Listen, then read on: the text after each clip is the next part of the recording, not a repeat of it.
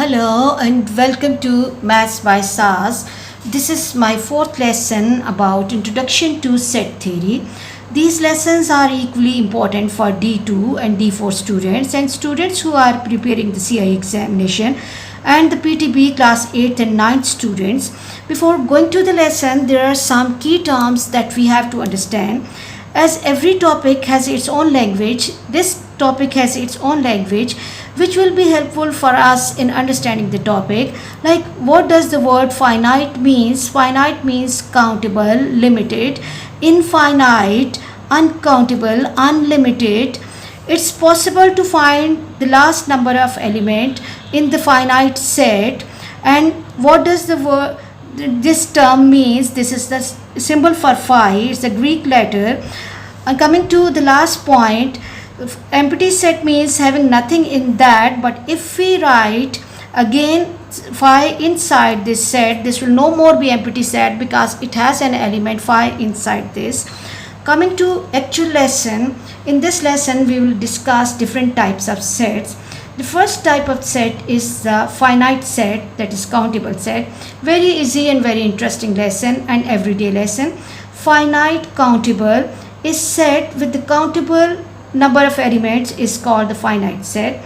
There are different examples that you can take in the finite set, like the set of vowels of in English alphabet, they are finite set.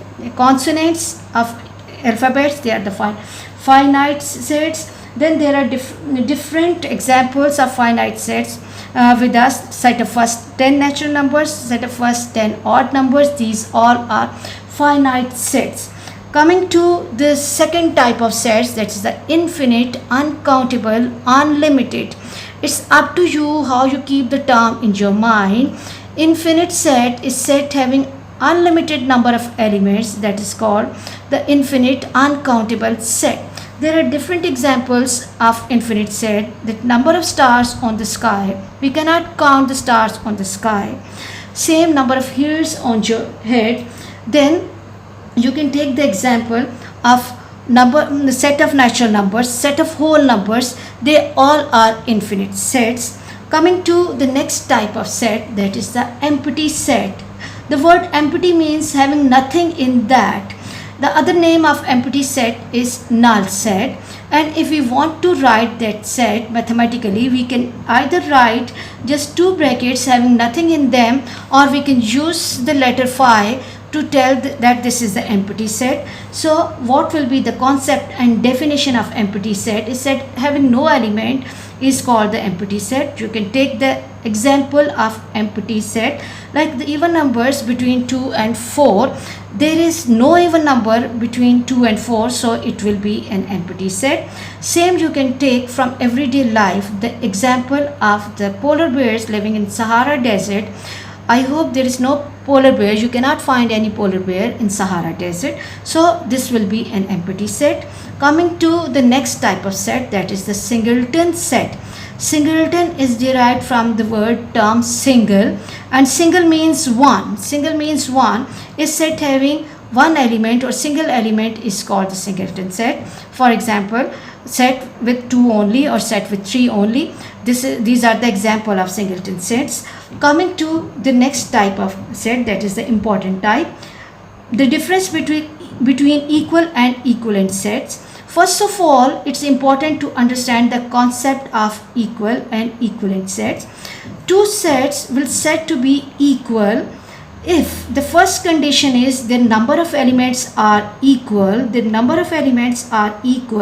and the second condition is that they contain the exactly same number of elements.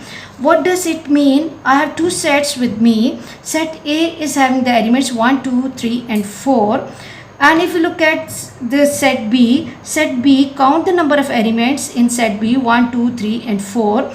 So the first condition is the number of elements are same. Both the sets are having 4 elements. So the first condition is satisfied easily. Coming to the second condition, that says they contain exactly the same elements.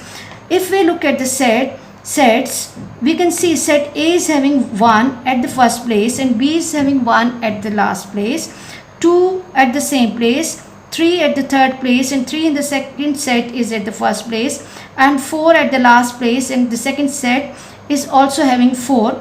Both the sets are having equal number of elements and their elements are also same, just the order is different. So order does not matter, so both the sets will be equal.